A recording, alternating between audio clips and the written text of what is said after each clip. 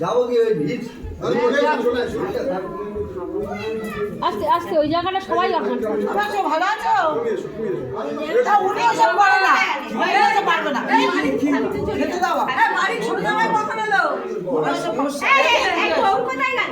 খেতে দেওয়ার জন্য সেইটাই বলছি তো, উনি ওসব পারে না। দাওয়া তো ও ছেলে কোথায় রে? এই যে এক্ষুনি ছিল তো এখানটা, কোথায় গিয়েছে?